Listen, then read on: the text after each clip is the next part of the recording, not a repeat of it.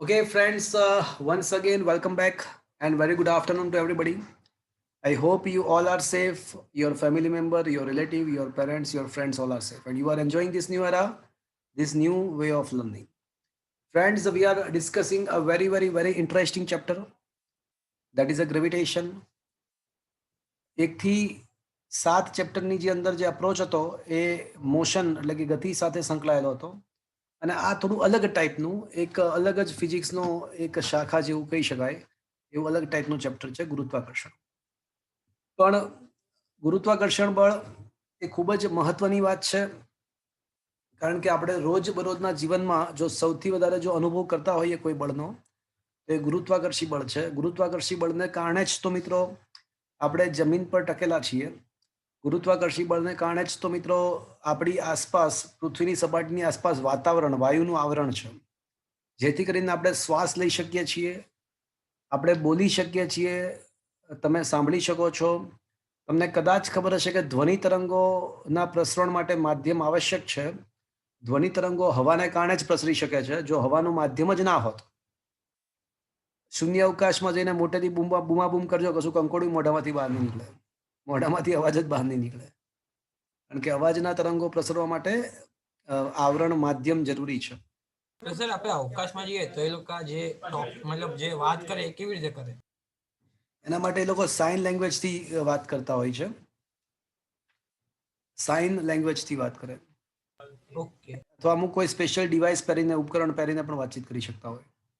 Okay અવાજના તરંગો તો ધ્વનિ હવાનું માધ્યમ હોય તો જ પ્રસારિત થઈ શકે. તો મિત્રો તમે વિચાર કરો, ભગવાને કેટલી અદ્ભુત ગોઠવણી કરી છે. ભગવાને પૃથ્વીને ગુરુત્વાકર્ષણ આપ્યું, જેથી કરીને આપણે એની ઉપર ચાલી શકીએ, રમી શકીએ, દોડી શકીએ. ગુરુત્વાકર્ષી બળને કારણે જ સૂર્યની આસપાસ પૃથ્વી ભ્રમણ કરે છે, પૃથ્વીની આસપાસ ચંદ્ર ભ્રમણ કરે છે. ગુરુત્વાકર્ષી બળને કારણે જ આપણી આસપાસ હવાનું આવરણ બંધાયેલું રહે છે. જો એ ગુરુત્વાકર્ષી બળ ના હોત તો બધા વાયુઓ ક્યારના પૃથ્વીના વાતાવરણમાંથી છટકી ગયા હોત, જેથી કરીને આપણે શ્વાસ લઈ શકીએ છીએ, આપણે અવાજ એકબીજાને સાંભળી શકીએ છીએ, બોલી શકીએ છીએ. અદ્ભુત. મિત્રો, જેમ જેમ જેમ તમે ફિઝિક્સ ભણશો ને, તમને રિયલાઇઝ થશે કે અદ્ભુત, ખરેખર ભગવાને જે ગોઠવણ કરી છે, ભગવાને જે દુનિયા બનાવી છે, એ ખૂબ જ સરસ રીતે એક એક વસ્તુને એનું કંઈક ને કંઈક મિનિંગ છે, કંઈક ને કંઈક રીતે કોઈ ગોઠવણ કરી છે ભગવાને. આપણે ખરેખર સાયન્સ ભણીએ છીએ એનું કારણ એ છે કે આપણે ધીમે ધીમે ભગવાનને સમજી રહ્યા છીએ, કુદરતને સમજી રહ્યા છીએ. સાયન્સ ભણવાનું રીઝન એ છે. જેમ જેમ તમે સાયન્સ ભણશો તમને આ વાતનું રિયલાઇઝ થશે. ખરેખર ભગવાને અદ્ભુત, પણ ભગવાને ઘણી બધી વસ્તુ એવી છે કે જે હજી આપણી સમજથી પરે છે. કુદરતમાં ઘણી બધી ઘટનાઓ એવી બને છે કે જે માનવીની સમજ સાયન્સથી પણ પરે છે, સાયન્સ પણ સમજાવી શકતું નથી. 12મા ધોરણમાં એવી પણ ઘટનાઓ આવશે કે જેમાં સાયન્સ પણ કાચું પડે છે, આપણું સાયન્સ પણ સમજાવી નથી શકતું. એટલે આ બધી ખૂબ જ અદ્ભુત ગોઠવણ છે. ગુરુત્વાકર્ષણ ખરેખર બહુ ઇન્ટરેસ્ટિંગ ચેપ્ટર છે. એની અંદર આપણે લાસ્ટ લેક્ચરની અંદર આપણે થોડા દાખલાઓ ગણ્યા હતા. બેઝિકલી તમને યાદ હોય તો આપણે પૃથ્વીની સપાટી પર ગુરુત્વાકર્ષી બળનું સૂત્ર જમી અપોન આર સ્ક્વેર 9.8 છે એવું સાબિત કર્યું હતું. પૃથ્વી સપાટીથી ઊંચાઈ અને ઊંડાઈ સાથે ગુરુત્વાકર્ષણ કઈ રીતે બદલાય એની પણ વાત કરી હતી. કેપ્લરના 3 નિયમો ડિસ્કસ કર્યા હતા. ગુરુત્વાકર્ષણનો સાર્વત્રિક નિયમ અદિશ અને સદિશ સ્વરૂપે ભણ્યા હતા. થોડા દાખલાઓ ગણ્યા હતા. હજી થોડા દાખલાઓ આગળ વધારીશું મિત્રો આજે, અને પછી આજે નવી થિયરીઓ પણ સ્ટાર્ટ કરીશું. મિત્રો, તમે લોકો સ્વાધ્યાયના આઈ થિંક ફર્સ્ટ સેકન્ડ મેં તમને ઉદાહરણમાં તો 2 જ થઈ શકે એમ છે, બીજા બધા ટોપિક બાકી છે. સ્વાધ્યાયના પહેલો સર 5 સુધી થઈ ગયા હતા. હા, 1 to 5 થઈ ગયા હતા. Right friends? હા સર. હા સર. છઠ્ઠો, 7મો, 8મો, 9મો, 10મો અને 11મો આ બધા ક્વેશ્ચન્સ છે ને એ ઇન્ફોર્મેટિવ છે, માહિતી છે, પણ એ હજી એની થિયરીઓ ચલાવવાની બાકી જ છે, એટલે અત્યારે ડિસ્કસ નથી કરતા. 12મો ક્વેશ્ચન થઈ ગયો છે મિત્રો? હા સર થઈ ગયું. હા સર. હા હા. 13મા ક્વેશ્ચન પર આવો. ઓકે, 13th બાકી હશે જો. Right friends? હા સર. હા સર. ઓકે,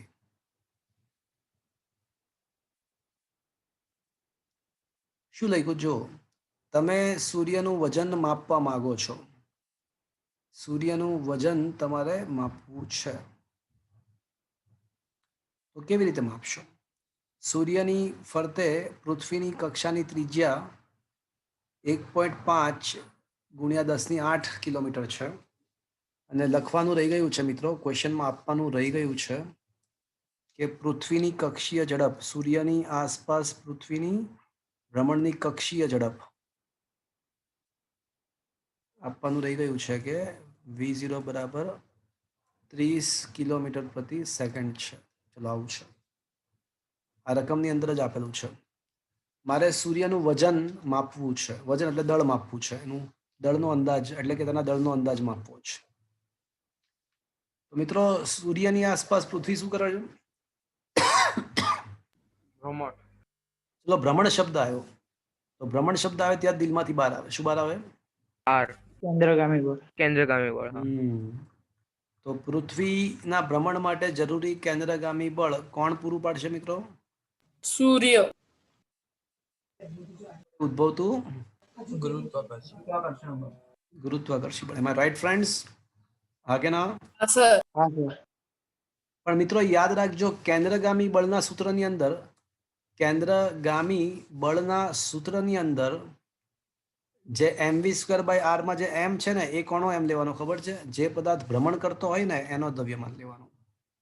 તો માસ ઓફ સન ની આસપાસ અર્થ ભ્રમણ કરે છે, તો જરૂરી કેન્દ્રગામી બળ ઇઝ ઇક્વલ્સ ટુ ગુરુત્વાકર્ષી બળ.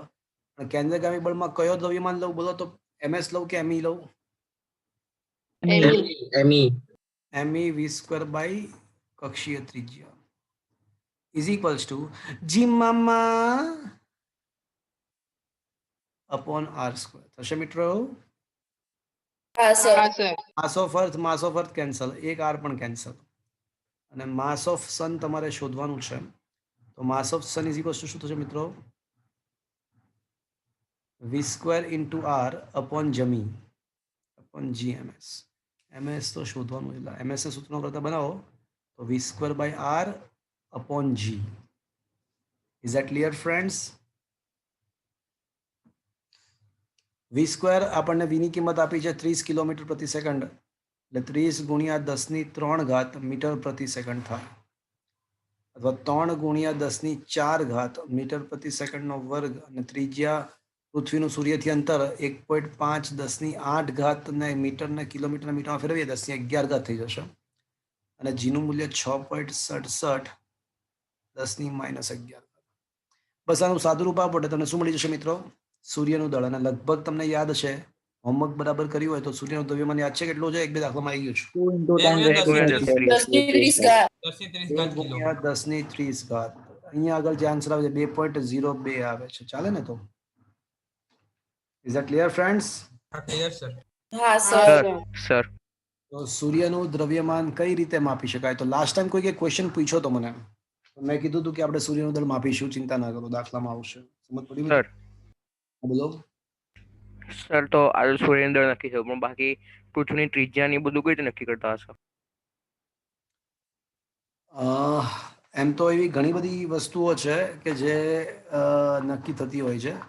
પૃથ્વીની ત્રિજ્યા નક્કી કરવાની રીત અલગ છે. ચલો તમે પૂછો તો આન્સર આપી દો તમને. તો સર, એ બધા આંકડાઓ સાચા હોવાની ખાતરી શું? સર આમાં આપણે આ પૃથ્વીની ત્રિજ્યા માટે પેલું બીજા ચેપ્ટરમાં આવતી હતી દ્રષ્ટિ સ્થાન ભેદની રીત. નહીં, દ્રષ્ટિ સ્થાન જો એમ નહીં, એટલે તમે બે આમાં છે ને પૃથ્વીની કઈ ત્રિજ્યાની વાત કરો છો તમે? જો કેન્દ્રથી લઈને સર, કેન્દ્રથી એમ સપાટી. નહીં, હા, એટલે એ અલગ વસ્તુ થઈ. અને દ્રષ્ટિ સ્થાન ભેદની રીત તો તમને શું કામ આવે? એ તો એક ગ્રહની સપાટીથી બીજા ગ્રહની સપાટી, એટલે એનો મતલબ કે સૂર્યની આસપાસ પૃથ્વી ભ્રમણ કરે તો સૂર્યથી પૃથ્વીનું અંતર દ્રષ્ટિ સ્થાન ભેદની રીતથી નક્કી થાય. ખ્યાલ આવ્યો? હા, ઓકે, બરોબર. વસ્તુ અલગ, એ ત્રિજ્યા અલગ છે. અને ઓલો માણસ જે પૂછે છે જય ગજ્જર, એ તો પોતાની અલગ ત્રિજ્યાની વાત કરે છે. તો મિત્રો ભ્રમણ જો હું તમને સમજાવું, ભ્રમણ છે ને બે પ્રકારના છે. સર પણ એક સેકન્ડની પહેલા. મારી વાત સાંભળી દો ને એક મિનિટ. હા. ભ્રમણ બે પ્રકારના છે. એક પરિભ્રમણ છે સૂર્યની આસપાસ, અને એનો આવતકાળ છે ને 365.25 દિવસ છે. અને સૂર્ય પોતાની ધરીની આસપાસ જે ભ્રમણ કરે છે, ધરીભ્રમણ, પોતાની ધરીની આસપાસ, એનો જે આવતકાળ છે 24 કલાક છે. ઓકે, તો એ ધરીભ્રમણ જે છે ને એ ચાક ગતિ કહેવાય. અને એમાં કદાચ આપણે 7મા ચેપ્ટરના એમસીક્યુમાં આપણે શીખી લીધું હતું.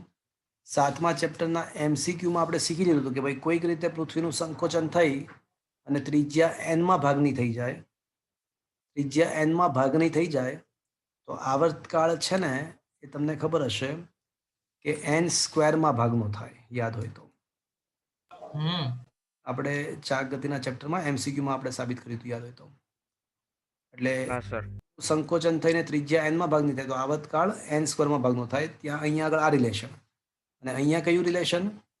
ટી સ્ક્વેર ચલે છે r³ રિલેશન. એટલે JEE નીટની અંદર જ્યારે તમે એમસીક્યુ સોલ્વ કરતા હો ત્યારે ખાસ ધ્યાન રાખવાનું કે સૂર્યની આસપાસ આ પરિભ્રમણની વાત છે કે પોતાની ધરીભ્રમણની વાત છે. તો ધરીભ્રમણમાં ત્રિજ્યા અને આવર્તકાળનો સંબંધ નીચે પ્રમાણે થાય કે ત્રિજ્યા એનમાં ભાગની તો આવર્તકાળ એન સ્ક્વેરમાં ભાગ. અને અહીંયા ટી સ્ક્વેર ચલે છે r³. ઓકે, તો હવે તમારો ક્વેશ્ચન એવો છે કે પૃથ્વીની આપણે ત્રિજ્યા કઈ રીતે નક્કી કરી હશે? આ 6400 કિલોમીટર છે એવું ક્યાંથી ખબર પડ્યું હશે? તો મિત્રો એના ઘણા બધા રસ્તાઓ હશે. એક કદાચ આ ચાક તો આપણને આવર્તકાળ 24 કલાક ખબર છે. ચાક ગતિનો આવર્તકાળ 24 કલાક એવું આપણને ખબર છે. તો કદાચ એનો પણ ઉપયોગ કરીને આપણે આ કદાચ મેળવી શક્યા હોઈ શકે છે. ઓકે, એનો પણ ઉપયોગ થઈ શક્યો હોઈ શકે. હેલો સર, બોલો. ઓલી જે સ્ટોરી છે કે એરસ્ટોનસે અલગ અલગ ગ્રીક સમયમાં એક જગ્યાએથી બીજી જગ્યાએ કેટલી વારમાં આ બધા અલગ અલગ નક્ષત્રો આવે છે એ પરથી કર્યો હતો, પણ એ થોડો ઓછો હતો કારણ કે એ ઉપર રહેતા વિષુવવૃત્તિઓ નહોતું. તો એ સ્ટોરી સાચી છે સર? શું કહો છો તમે? ફરીથી કહો મને. એટલે સર એવી એક સ્ટોરી છે ને કે ગ્રીક સાયન્ટિસ્ટ હતો જે એરોસ્ટોનસ, એણે એક જ જગ્યાએ પૃથ્વીમાં કૂવામાં રહીને પછી નક્ષત્રો કેટલા સમય આવે છે એક પછી એક એ ગણવાની ટ્રાય કરીને પછી એના ઉપરથી મેજરમેન્ટ કર્યું. બટ એ ઓછું આવ્યું કારણ કે એ ગ્રીકમાં હતો એટલે આમ એકદમ વિષુવવૃત્ત પર નહોતો, થોડો ઉપર હતો. એ વાળી સ્ટોરી સાચી છે? કદાચ સાચી હોઈ શકે છે. મને ના સર, એ મિથ છે એક. પણ કદાચ સાચી હોઈ શકે, મને ખ્યાલ નથી એ સ્ટોરીનો. ઓકે સર આજે આપણને આ બધી ત્રિજ્યા અને વજન આપ્યું એના આંકડાઓ સાચવવાની ગેરંટી શું છે? એમ નહીં તો હવે તું તો યાર તો જો એમની સાથે માપવા થોડી કે ગયું હશે સર? ના, કોઈ માપવા ના ગયું હોય પણ જે રીતથી યુઝ કર્યું હોય ને બધી ઓથેન્ટિકેટ રીત હોય અને એ બધી વસ્તુ કોઈ પણ જો ફિઝિક્સની અંદર પહેલું ચેપ્ટર છે ને એમાં વાત છે આ બધી કે ફિઝિક્સની અંદર કોઈ પણ જ્યારે નવો સિદ્ધાંત કે નવી વસ્તુ જ્યારે અસ્તિત્વમાં આવે ને તો એને બંને રીતે ચેક થતી હોય છે. સિદ્ધાંતિક રીતે પણ એને ચેક થતું હોય છે અને પ્રાયોગિક રીતે પણ ચેક થતું હોય છે. અને બંને રીતે જો એ સેટિસ્ફાય થાય, એ પ્રાયોગિક એરણની કસોટીમાંથી પણ પસાર થાય અને સૈદ્ધાંતિક કસોટીમાંથી પણ પસાર થાય. બંને કસોટીઓમાંથી એ પસાર થાય પછી જ એ નવી વસ્તુ સ્વીકાર્ય થાય છે. એટલે એ વસ્તુ અહીંયા જે પણ કઈ વસ્તુ લખેલી હોય એની પાછળ એને બધા બંને રીતે સાબિત કરેલું જ હોય અને પછી જ અહીંયા લખવામાં આવ્યું હોય. ઓકે, ઓકે સાચું જ હોય. Okay, okay. ચલો નેક્સ્ટ ક્વેશ્ચન. ચલો, શનિ પરનો વર્ષનો સમયગાળો. શનિ પરનો વર્ષનો સમયગાળો પૃથ્વીના વર્ષ કરતા 29.5 ગણો છે. એટલે પૃથ્વીનું જ્યારે એક વર્ષ પૃથ્વીમાં એ જે આવર્તકાળ છે એક વર્ષનો, તો શનિ પર કેટલો એ આવર્તકાળ હશે? 29.5 એટલે આ કયા સમયની વાત છે? કે સૂર્યની આસપાસના ભ્રમણના સમયની વાત છે. 24 કલાકે ધરીભ્રમણનો સમય છે. એની સાથે આને કોઈ લેવા દેવા જ નથી. એટલે આપણને એવું આપ્યું છે કે ધારો કે આપણે પૃથ્વીનો સૂર્યની આસપાસનો આવર્તકાળ એવું માની લઈએ, અર્થ માટેનો આવર્તકાળ 1 યર ધારીએ, 365 દિવસ. તો શનિનો આવર્તકાળ કેટલા ગણો હશે આના કરતા? સેટનનો 29.5 29.5 યર આપણને રકમમાં આપ્યું છે. ઓકે, હવે રકમમાં એવું પણ આપ્યું છે કે પૃથ્વીની જે ત્રિજ્યા છે ને સૂર્યની આસપાસની કક્ષાની, તો 1.5 ગુણ્યા 10⁸ કિલોમીટર એટલે 10⁻11 મીટર થઈ જશે. તો અર્થની ત્રિજ્યા આપણને આપી છે અને સેટર્ન એટલે કે શનિની ત્રિજ્યા આપણને પૂછી છે. તો ઓબ્વિયસલી અહીંયા કયું સૂત્ર વાપરવું પડશે મિત્રો? જોઈને જ ખ્યાલ આવી. ટી સ્ક્વેર ચલે છે સ્ક્વેર ચાલે છે r cube. કેપ્લરનો ત્રીજો નિયમ સર. ટી સ્ક્વેર ચલે છે r³ હા કે ના મિત્રો? તો સીધું લખી નાખું કે ટી સેટર્ન અપોન ટી અર્થ નો વર્ગ ઇઝ ઇક્વલ્સ ટુ ઓલા અચળાંક ઉડી જશે, અચળાંક ઉડી જશે. r second upon R second upon R earth નો ક્યુબ. નો ક્યુબ થશે મિત્રો. હા સર. પણ આર સેટન જે છે ને એ આર અર્થ, હા એ તો શોધવાનું છે આપણે. પણ ટી સેટન કેટલા ગણો છે? 29.5. નો, અને ટીયુડી છે. ટી સેટન બરાબર 29.5 યર અને અહીંયા 1 યર. તો 29.5 યર કેન્સલ, 29.5 રહેશે. હા. અને અહીંયા રહેશે આર સેટન અપોન આર અર્થનો ઘન. આ સેકન્ડ તો લખી નાખીએ ને આપણે. આર સેટનનો ઘન જ શોધવાનો છે આપણે. 29.5 નો વર્ગ શું થશે મિત્રો? જુઓ તો કેલ્ક્યુલેટરથી.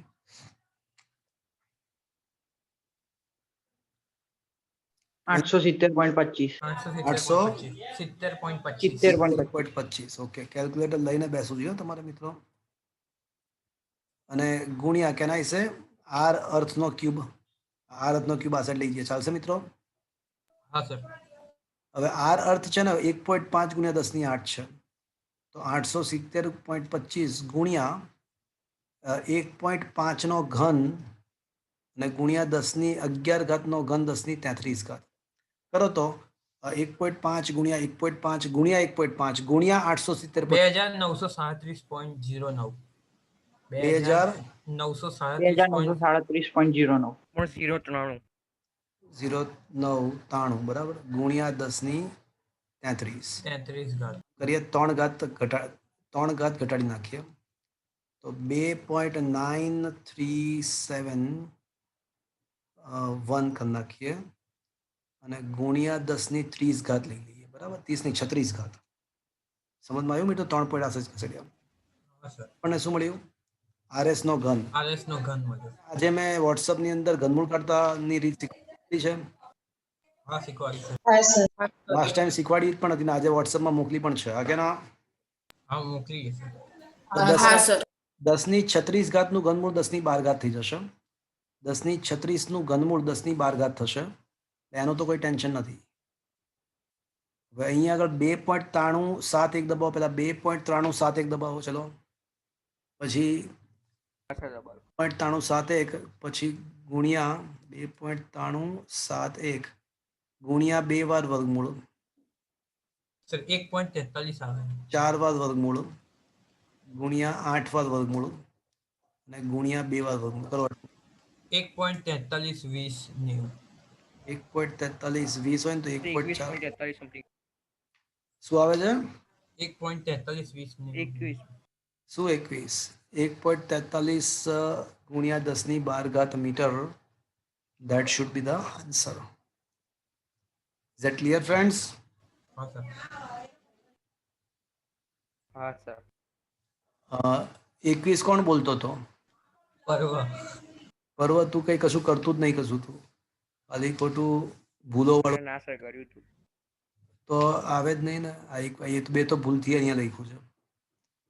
બે તો ભૂલથી ચપાઈ ગયા છે. 1.43 ગુણ્યા 10⁹ કિલોમીટર. સર તમારો અવાજ કપાય છે.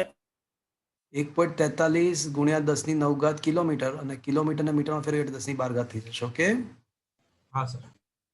હા સર. ચલો નેક્સ્ટ ક્વેશ્ચન. અહીંયા પ્રિન્ટિંગ મિસ્ટેક છે, બે ઉડાઈ દેજો. ઓકે, ચલો નેક્સ્ટ ક્વેશ્ચન.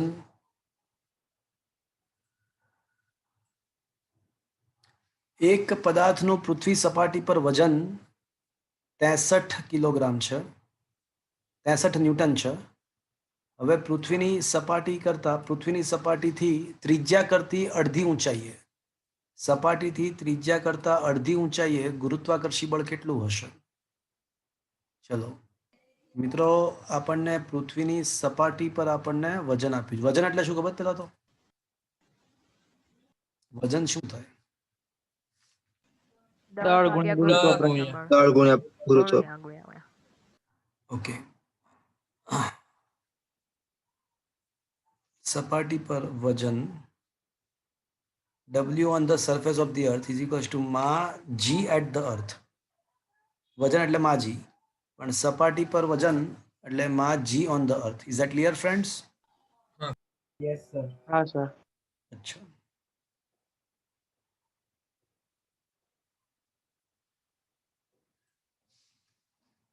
ચલો સમીકરણ અને એ આપણને આપ્યું છે. કેટલું છે? 63 ન્યૂટન. ચલો સમીકરણ નંબર 1.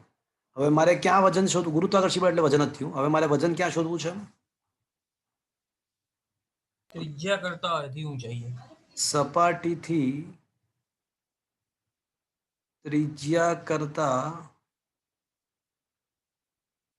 અડધી ઊંચાઈએ. એટલે h નું મૂલ્ય કેટલું મિત્રો આપેલું છે? RE/2. ઊંચાઈએ. કામ કરીએ એ ઊંચાઈ પહેલા છે ને ગુરુત્વ પ્રવેગ શોધી કાઢીએ. કારણ કે ગુરુત્વ પ્રવેગ મળી જશે ને તો વજન મળી જશે મને. તો મિત્રો h ઊંચાઈએ ગુરુત્વ પ્રવેગ માટેનું શું આ સૂત્ર લખવું વ્યાજબી છે? શું આ હા સર. છે કે નથી? ના સર નથી. ના ના સર. લખી શકાય. શું કામ? કારણ કે આ તો h જ્યારે બહુ નાનો હોય બહુ ત્યારે. નાનો હોય. અહીંયા તો h ની કિંમત કેટલી? આરી કરતા અડધી આરી છે. કરતા અડધી છે. તો શું એ વેરી વેરી લેસ ધેન કહેવાય? ના ના હા ના કહેવાય. એટલે એનો મતલબ કે આ સૂત્ર લાગુ પડશે નહીં. નહીં. પછી કયું સૂત્ર લગાડવાનું? તમને કીધું તું કયું સૂત્ર? પેલું RE+H વાળું. તો જમી upon re plus h the whole square. Is that clear, friends? હા સર. હા સર. તો જમી કે ના જમી તેલ પીવા ગઈ. તો re plus h ના બદલે શું લખાય મિત્રો? RE/2. RE/2. તો re plus re/2. તો શું આવશે મિત્રો? 3 RE/2. 3re/2 નો વર્ગ. હા એટલે 9/4. 9/4 r સ્ક્વેર થશે મિત્રો. હા સર. તો g at h ઊંચાઈ is equals to, can I say 4/9 into, પણ gme upon r સ્ક્વેર તો બાજુ શું થાય? gme upon r square GE. થશે. Earth Can I say પરનો g ગુરુત્વાકર્ષણ. on the earth? હા એ તો g on the earth હતું. હા કે ના મિત્રો? હા sir. gme upon re square તો by g on the surface of the earth હતું. તો હવે છે ને મિત્રો બંને બાજુ m વડે ગુણતા. તો m g at h is equals to 4/9 m g at the earth. પણ માજી તો વજન કહેવાય તો w at the height h is equals to 4/9 w at the સપાટી. હા પણ w at the સપાટી અર્થ તો શું છે? 63. 63. 9 સત્તુ 63. 7 ચોક 28. 28. પહેલો જવાબ આવશે 28. શું આ સમજમાં આવ્યું મિત્રો? હા. હા સર. તો સર આપેલ આવી ઊંચાઈ. રીતે બોલો. સર આવી રીતે સાવ જે પેલું ડી વાળી ઊંચાઈ વાળું હતું એમાં તો સર ગમે ત્યાં આવે ઓલું સૂત્ર વાપરી જ શકાય ને? પણ પહેલી વાત કે ડી ઊંચાઈ નહોતી, ઊંડાઈ હતી. હા એટલે ઊંડાઈ. હા ઊંડાઈ. હા તો આ તો ઊંચાઈની વાત છે. તો એ તો ગમે ત્યાં ના જ વાપરી શકાય ને. ઊંડાઈ હોય તો જ વાપરી શકાય. હા એટલે સર પણ જો ઊંડાઈ હોય તો એમાં આવી રીતે નહોતું ને કે આમ સાવ કરી ઓછી શકાય. હોય ખરી? ઊંડાઈમાં તો એવી કોઈ કન્ડિશન હતી જ નહીં. હા ઓકે. તો ગમે તે ચાલે. ઊંડાઈમાં કોઈ ટેન્શન નહોતું. ઓકે. Okay sir. હા.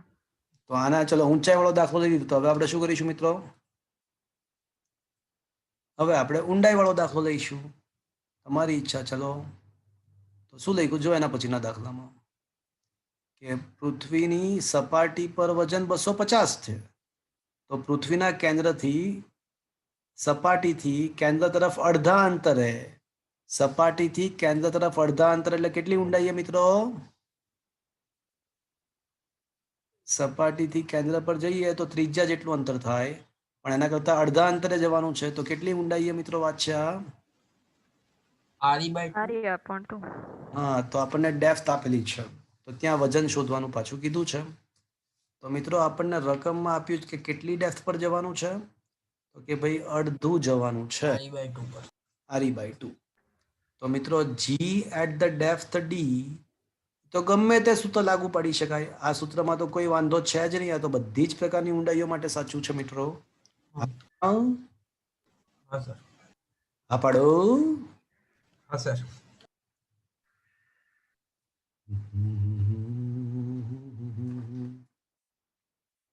તો RE/2 upon RE cancel.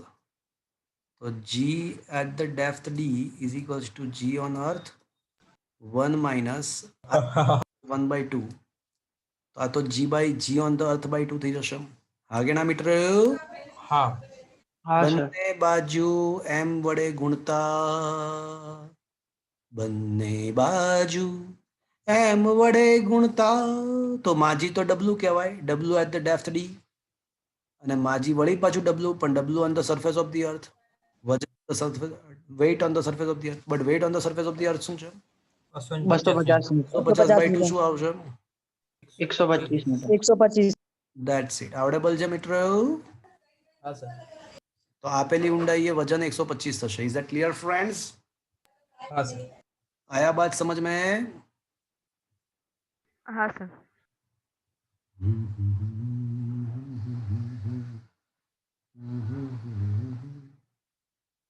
Okay, હવેના બધા દાખલાઓ ના આધારિત કન્સેપ્ટ બાકી છે.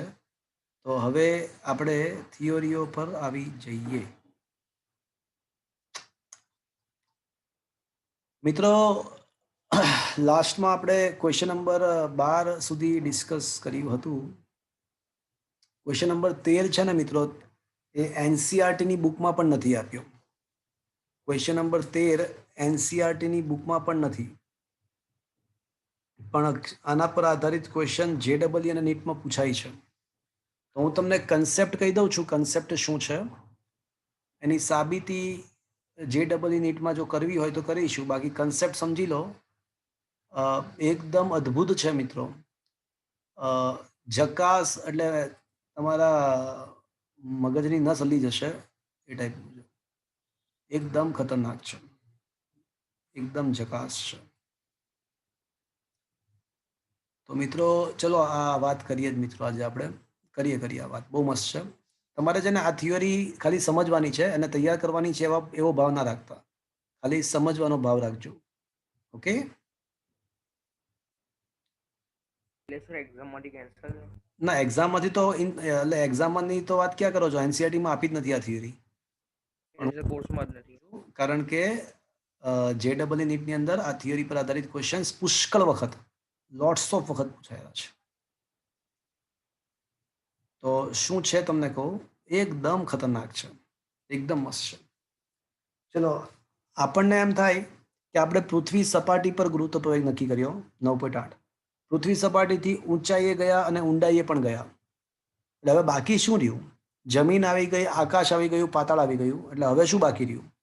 તો બાળકો, ખતરનાક વાત એ છે કે ગુરુત્વ પ્રવેગની અંદર પૃથ્વીનું જે ધરીભ્રમણ છે ને, પૃથ્વીનું જે ધરીભ્રમણ છે એના કારણે પણ ગુરુત્વ પ્રવેગમાં ફેરફાર થાય છે.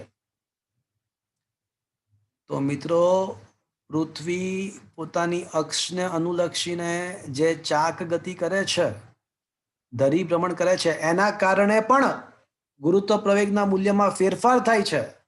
તો ક્વેશ્ચન ઇઝ કે શું વાત કરો છો? પૃથ્વીની ચાક ગતિના કારણે વળી એવું તે શું થાય કે ગુરુત્વ પ્રવેગમાં ફેરફાર થાય?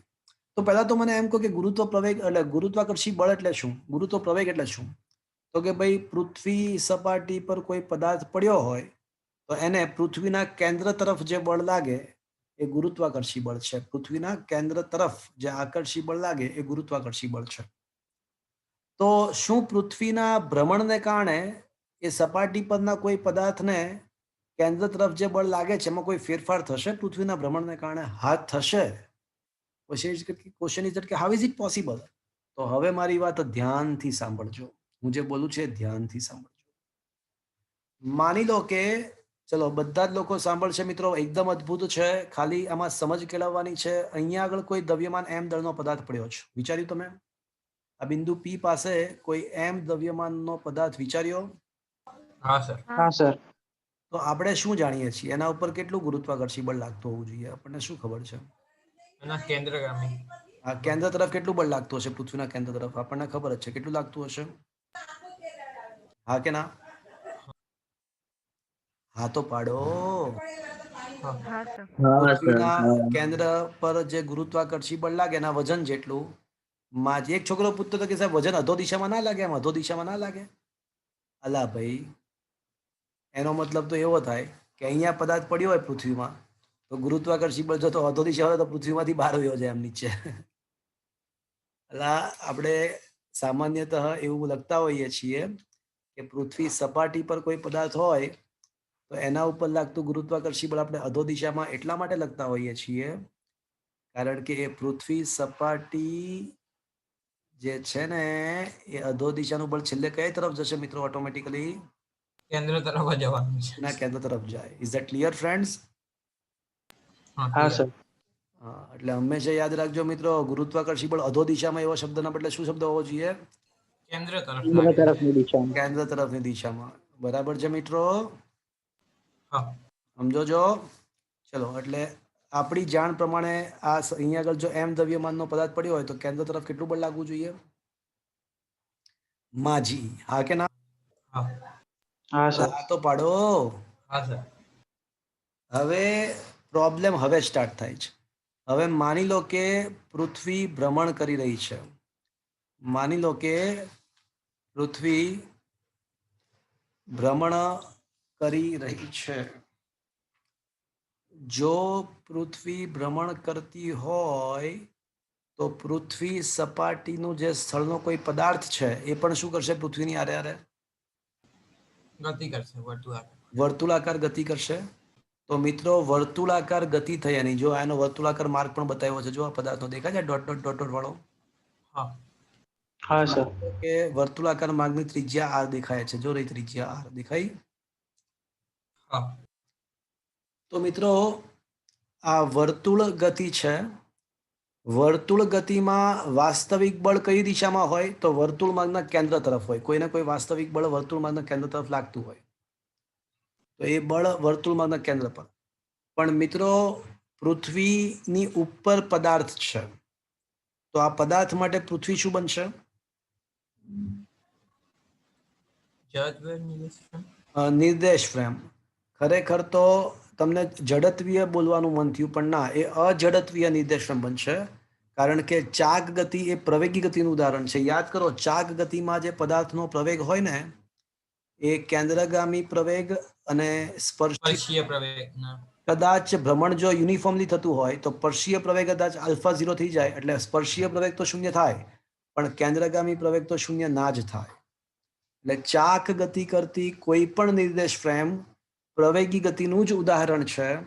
આઈ રિપીટ, કોઈ પણ પદાર્થ જો ચાક ગતિ કરતો હોય તો એ પ્રવેગી જ ગતિનું ઉદાહરણ છે. એટલે ચાક ગતિ કરતી કોઈ પણ નિર્દેશ ફ્રેમ એ પ્રવેગિત જ નિર્દેશ ફ્રેમ કહેવાય. અને પ્રવેગિત નિર્દેશ ફ્રેમ એ કઈ પ્રકારની નિર્દેશ ફ્રેમ કહેવાય મિત્રો? અજડત્વીય નિર્દેશ. અજડત્વીય. તો અજડત્વીય નિર્દેશ ફ્રેમની અંદર જ્યારે પદાર્થ પડ્યો હોય ત્યારે યાદ કરો, એના ઉપર નિર્દેશ ફ્રેમના પ્રવેગની વિરુદ્ધ દિશામાં એક બળ લાગે છે, આભાસી બળ લાગે છે એવું માનવાનું હોય. યાદ આવે છે મિત્રો? હા સર. તો મિત્રો અહીંયા આગળ આ નિર્દેશ ફ્રેમનો જે પ્રવેગ છે વર્તુળ માર્ગના કેન્દ્ર તરફ હોય. આ કણ છે ને, કણનું વર્તુળ માર્ગ આવડું છે. રેડ કલરનું જે મેં ડ્રો કર્યું છે ને વર્તુળ, એ કણનો વર્તુળ માર્ગ છે. બીજો કલર લઈ લઈએ, ચલો ગ્રીન કલર લઈએ. આ કણનો વર્તુળ માર્ગ ગ્રીન કલરનો છે. એનું કેન્દ્રની વિરુદ્ધ દિશામાં આપણે આભાસી બળ લગાડવું પડે. તો આ આભાસી બળ P થી Q તરફ. અને કેટલું? તો કે ભાઈ એ આભાસી બળનું મૂલ્ય ma, જ્યાં a એટલે શું? નિર્દેશ ફ્રેમનો પ્રવેગ. તો નિર્દેશ ફ્રેમનો પ્રવેગ કેટલો? તો કે ભાઈ કેન્દ્રગામી પ્રવેગ. અને કેન્દ્રગામી પ્રવેગ એટલે શું? V²/r.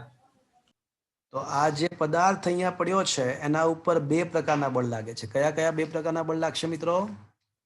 તો કેન્દ્ર તરફનું પૃથ્વીના કેન્દ્ર તરફ લાગતું ગુરુત્વાકર્ષી બળ. એટલે આ પદાર્થ પર બે પ્રકારના બળ લાગશે. એક તો પૃથ્વીના કેન્દ્ર પર જે ગુરુત્વાકર્ષી બળ લાગે છે, જે આપણી જાણમાં હતું, માજી. ઉપરાંત આપણી જાણમાં નહોતું, એ નવું બળ આવ્યું, આભાસી બળ mv²/r. શું મિત્રો આ સમજમાં આવ્યું? હા માની લો કે અહીંયા લેમડા ખૂણો છે, તો પછી શું આ ખૂણો પણ લેમડા થશે મિત્રો? હા થશે. અને ઓલો એની સામેનો પણ ખૂણો લેમડા થશે મિત્રો? હા, એ લેમ્ડા થશે. હા સર. તો મિત્રો આ mv²/r નો આ દિશાનો ઘટક, ઉપરની દિશાનો ઘટક શું આવશે મિત્રો? cos lambda, mv²/r cos lambda. Very good. તો ઉપર તરફનો જે ઘટક છે ને મિત્રો, એ mv²/r cos lambda. Is that clear friends? તો હવે મને કહો કે પદાર્થ પર પૃથ્વીના કેન્દ્ર તરફ લાગતું અસરકારક બળ કેટલું? હવે mg minus mv square upon by r cos alpha. તો અસરકારક બળ માજી minus mv square. r cos lambda. આ બાત સમજમાં આવ્યો મિત્રો? હા હા અને સર હવે અસરકારક ગુરુત્વ પ્રવેગ ધારો કે g ડેશ છે, તો માજી ડેશ બરાબર માજી minus m v square by R cos lambda લખાશે મિત્રો. હા m કોમન. તો m કેન્સલ. અને મિત્રો આકૃતિ પરથી મને કહો, આકૃતિ પરથી કે cos lambda is equals to શું થશે મિત્રો? Look at this triangle. તો cos lambda is equals to શું થશે? અહીંયા લેમ્ડા છે, r by OM upon OP. તો કેન આઈ ના, ના. Cos lambda is equals to r by re. પૃથ્વીની ત્રિજ્યા હા r upon r બરોબર. r upon re થશે. હા આ ભ્રમણ માર્ગની ત્રિજ્યા સ્મોલ r અને પૃથ્વી એટલે સર mp upon op ને. એટલે આબા છેદમાં કર્ણ mp upon સાચી છે, આબા છેદમાં કર્ણ. તો મિત્રો હું સ્મોલ r ના બદલે શું લખી શકું? r cos RE lambda. cos lambda. તો હવે g ડેશ બરાબર શું આવશે મિત્રો? g minus, v square by r અચ્છા આ v ના બદલે હું શું લખી શકું? v બરાબર r v ની જગ્યાએ r omega. r square omega square by એટલે r ઓમેગા સ્ક્વેર થશે. હા r omega square into અને હવે r ની કિંમત મૂકીએ, હવે r ની કિંમત મૂકીએ તો શું આવશે મિત્રો? r cos lambda. re cos lambda into omega square, અને cos લેમ્ડા બે વખત આવે એટલે cos. cos square lambda. તો આ સૂત્ર મિત્રો અગત્યનું છે. આ પૃથ્વીના ભ્રમણને કારણે જીમાં જે ફેરફાર થયો એનું સૂત્ર થયું, જ્યાં લેમ્ડાને છે ને અક્ષાંશ કહેવાય. હવે અક્ષાંશ, લેમ્ડાને અક્ષાંશ કહેવાય. અક્ષાંશ એટલે અંશ શું છે? તો કે ભાઈ મિત્રો તમે સર અક્ષાંશ અંદર રેખાંશ પેલું આવે છે. આ એ જ વાત છે. તો લેમ્ડા એ અક્ષાંશ છે. પૃથ્વીના અલગ અલગ ભાગ યાદ છે? ઊભા વર્તુળ ને આડા વર્તુળ પાડેલા હોય. તો હા સર કોઈ પૃથ્વીનો ગોળો હોય ને તો ઊભા ને આડા વર્તુળો હોય. તો ઊભા વર્તુળોને રેખાંશ કહેવાય, ઊભા જે વર્તુળો હોય ને એને રેખાંશ કહેવાય, ને આડા જે વર્તુળો હોય ને એ અક્ષાંશ કહેવાય. એટલે એ આડું જે વર્તુળ છે ને સપાટી પર, એ આખા વર્તુળના જેટલા બિંદુઓ હોય ને પૃથ્વી સપાટીના, એ બધા જ બિંદુઓ કેન્દ્ર પર એક સરખો ખૂણો, એ બધા જ બિંદુઓને તમે કેન્દ્ર સાથે જોડો ને તો એ વિષુવવૃત્ત સાથે સર તમારો તમારો અવાજ અવાજ કપાય છે. તમારો અવાજ કપાય છે.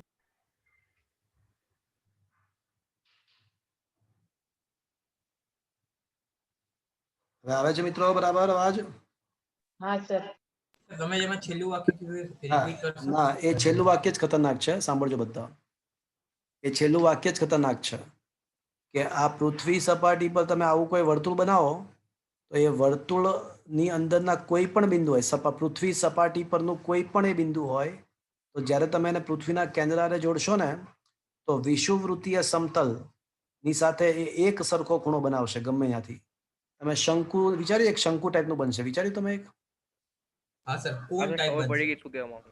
હા, એટલે હું એવું કહું છું કે પૃથ્વી સપાટી પર તમે આ રીતે ગમે ત્યાં વર્તુળ બનાવો, ગમે ત્યાં વર્તુળ, તો એ વર્તુળાકાર જે ભાગ છે, એ વર્તુળાકાર જે ભાગ છે એનો કેન્દ્ર સાથેનો ખૂણો હંમેશા વિષુવવૃત્તીય સમતલ સાથેનો ખૂણો, વર્તુળના જેટલા બિંદુઓ હશે એ બધા જ બિંદુઓ પૃથ્વી સપાટી પર આવું કોઈ વર્તુળ બનાવવામાં આવે તો એ વર્તુળાકાર ભાગ બધા જ બિંદુઓ પૃથ્વી સપાટી પરના બિંદુઓ છે. અને એ પૈકી કોઈ પણ સ્થળને તમે પૃથ્વીના કેન્દ્રે જોડી દો તો એ જે રેખા છે એ વિષુવવૃત્તીય સમતલ સાથે હંમેશા એક સરખો ખૂણો આંતરે, અને એ ખૂણાને રેખાંશ કહેવાય, એ ખૂણાને અક્ષાંશ કહેવાય, એ ખૂણાને અક્ષાંશ કહેવાય. ચલો કોઈ મને વિચારીને કહેશે કે વિષુવવૃત્ત પોતા માટે અક્ષાંશ કેટલો? વિષુવવૃત્તનો પોતાનો અક્ષાંશ કેટલો થશે? 0. 0 degree. ઓકે ભાઈ, એ તો 0 ડિગ્રી જ થશે કારણ કે ત્યાંનું ત્યાં જ વર્તુળ બનશે. તો વિષુવવૃત્ત માટે અક્ષાંશ 0. અને ધ્રુવ પ્રદેશ પાસે 90. એવું.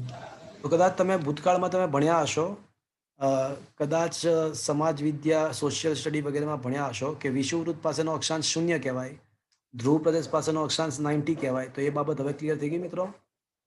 હા જેમ જેમ જેમ જો અહીંયા અક્ષાંશ 0 છે, પછી જેમ જેમ જેમ વર્તુળો ઉપર જતા જાય તેમ તેમ તેમ અક્ષાંશ વધતો જાય. અહીંયા આગળ આવી જાય તો એક્ઝેક્ટ 90 ડિગ્રી બનશે. તો ધ્રુવ પ્રદેશ માટે લેમ્ડા બરાબર 90 થાય. તો મિત્રો આ સૂત્રમાં જી ઓન ધ પોલ પાસે અક્ષાંશ 90, તો cos સ્ક્વેર 90 શું થાય મિત્રો? 1. અરે cos 90 0 થાય. અરે 0. હા. ધ્રુવ પ્રદેશ પાસે ગુરુત્વ પ્રવેગ છે ને એક્ઝેક્ટલી જી જ રહેશે, બાદ બાકી નહીં થાય. ઓકે હા બરોબર. વિષુવ રેખા પાસે લેમ્ડાનું મૂલ્ય 0 અને cos 0 1 થાય. તો ગુરુત્વ પ્રવેગ સૌથી ઓછો, કારણ કે જે પદ બાદ થાય છે ને એ સૌથી વધારે રહેશે. તો વિષુવ રેખાને બે રીતે લોસ ગયો. વિષુવ રેખા પાસે આમે ત્રિજ્યા મોટી હતી, વિષુવ રેખામાં આમે ત્રિજ્યા ત્યાં પૃથ્વીની મોટી હતી, એટલે ઓલરેડી ગુરુત્વ પ્રવેગ તો ઓછો હતો જ, અને એમાંય પાછો ઘટ્યો. એક તો ઓલરેડી ઓછો હતો જીનું મૂલ્ય વિષુવવૃત્ત પાસે, અને એમાંય થોડો ઘટાડો થયો. એટલે વિષુવવૃત્તને બંને રીતે લોસ ગયો અને ધ્રુવ પ્રદેશને બંને રીતે ફાયદો થયો, કારણ કે ત્યાં આમે તે પૃથ્વીની ત્રિજ્યા ઓછી જ હતી, એટલે ગુરુત્વ પ્રવેગ ત્યાં ઓલરેડી વધારે હતો જ, અને કંઈ બાદ પણ ના થયું. ભ્રમણને કારણે, પૃથ્વીના ભ્રમણને કારણે કંઈ બાદ પણ ના થયું. Is that clear friends? હા clear. તો તમારે છે ને હવે આ થિયરી મેં ભણાવી, બરાબર? હવે આ થિયરી તમને યાદ રહે કે ના રહે, તમે સમજ્યા કે ના સમજ્યા, એ બધું જવા દો. તમારે ખાલી કેટલું યાદ રાખવાનું છે ખબર છે?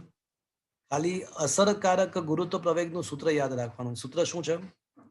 GE minus RE omega square cos square lambda. બસ આ સૂત્ર યાદ રાખવાનું છે. અસરકારક ગુરુત્વ પ્રવેગનું થિયરી તમે સમજાવી મેં, ખબર પડી તો ઠીક છે, ના ખબર પડી તો પણ ટેન્શન નહીં. બહુ મસ્તી. ખાલી એમાં વસ્તુ એ જ સમજવાની હતી કે બે બળ લાગે, એક કેન્દ્ર તરફ માજી લાગે, એક આભાસી બળ લાગે. આભાસી બળ આ તરફ લાગે. બસ આ બે બળ લાગે છે ને પછી એનો ઘટક પાડવાનો હતો. પણ એ બધું જવા દો, છેલ્લે યાદ એ રાખવાનું હતું કે GE minus RE omega square cos square lambda. બસ આ સૂત્ર તમારે યાદ રાખવાનું હતું. સર ઓમેગા સ્ક્વેર એટલે પૃથ્વીની ઝડપના? હા, ઓમેગા બરાબર 2π/24 કલાક. 2π/24 ઓકે. કલાક. ઓકે. હા. પૃથ્વીના ધરી ભ્રમણની ઝડપ. તો ધરી ભ્રમણનો આવર્તકાળ 24 કલાક છે. Is it okay? હા સર. સર તમે ઓલાનો સ્ક્રીનશોટ મોકલી શકશો? કોનો? હા જે તમે બધું અત્યારે લખ્યું હતું એ આ થિયરીનું.